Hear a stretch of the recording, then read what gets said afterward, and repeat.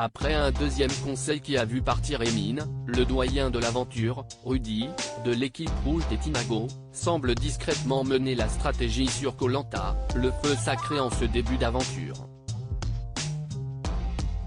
Il a récupéré le pouvoir du talisman et compte bien s'en servir. Interview. Pour ce deuxième prime de Koh Lanta, le feu sacré, des alliances commencent à se tisser. Et notamment, entre les deux équipes nées par Elena, les rouges, qui a agacé les internautes dès le premier épisode, et Nicolas, les jaunes.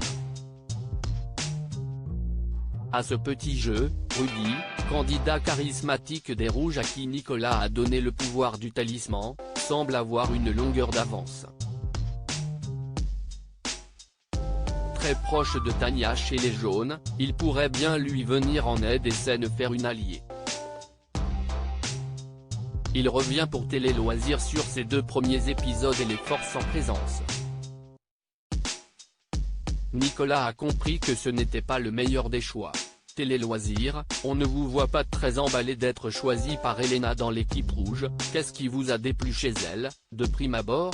Rudy, comme beaucoup de candidats, j'aurais préféré être dans l'équipe de Nicolas pour son charisme et sa sportivité. L'arrogance d'Elena était un peu compliquée à gérer au début. On ne se connaissait pas encore et le premier jugement que je me suis fait d'elle qu'elle était hautaine. Mais ce n'était pas si grave, je peux composer avec son comportement arrogant. Ce qui est important et intéressant chez elle, c'est sa force physique. Elle était dans les premières à la sortie du bateau, elle a fini première au parcours du combattant. Et puis j'étais rassuré de me retrouver dans la même équipe qu'Esteban. Pourquoi ne pas avoir profité du deuxième conseil pour l'éliminer, comme prévu? J'étais d'accord avec Martin, pourquoi éliminer Elena alors qu'elle est forte? Il faut voir plus loin. Elle était clairement au-dessus d'Emin, qui est quelqu'un de très gentil mais pour qui c'était compliqué sur les épreuves. Si on éliminait Elena, on se tirait une balle dans le pied au prochain jeu avec un élément moins fort. Elle a peut-être un mauvais caractère mais elle se défend. Et moi, personnellement, je n'avais pas vraiment de problème avec elle, j'ai su apprivoiser son caractère.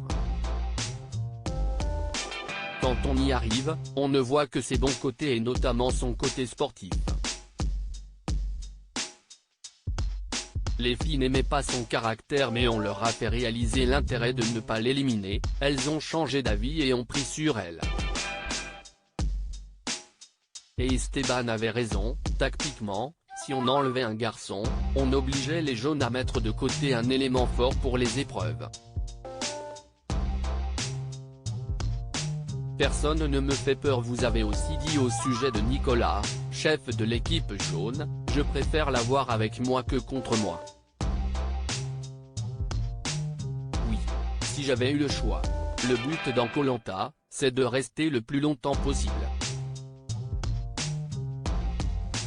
Donc au début j'aurais préféré être dans la même équipe que lui.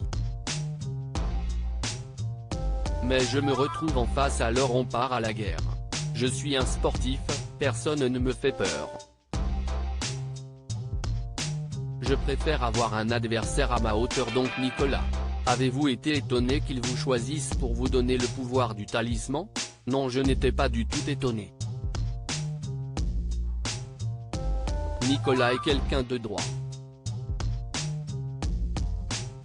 C'est un grand sportif, franc et très fair-play. Il a fonctionné au mérite. On est encore en début d'aventure et on pense moins au côté tactique, stratégique. Je pense que par la suite, il a compris que ce n'était pas le meilleur des choix. Vous auriez pu l'utiliser puisque vous n'étiez pas en danger. C'était trop tôt. Il y a des moments où il ne faut pas trop jouer et attirer l'attention.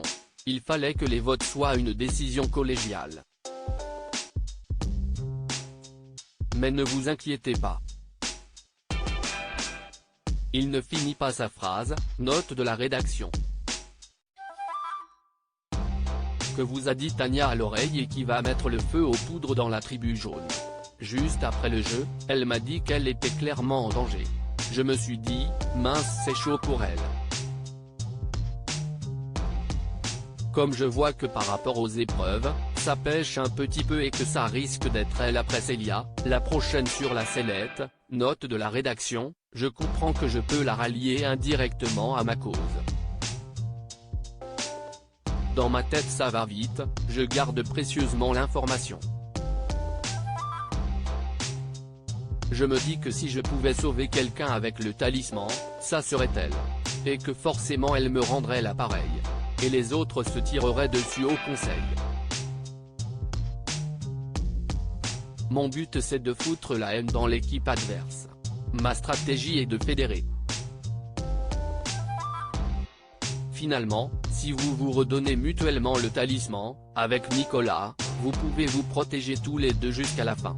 Si je le redonne à Nicolas, j'avantagerai quelqu'un de fort alors que mon but, c'est quand même de le blesser. Vous êtes donc beaucoup plus stratège que lui? Ah oui totalement. Mais moins qu'Alexandre? Pour moi Alexandre a sorti son mode stratège trop tôt. Il s'est fait remarquer dès le début en s'en prenant à Elena, juste pour mettre en avant les anciens. Ce n'était pas possible. Il a créé une division dans le groupe. Quand on commence une telle aventure, montrer qu'on est stratège n'a jamais été bénéfique. On l'a déjà vu dans tous les autres Koh-Lanta.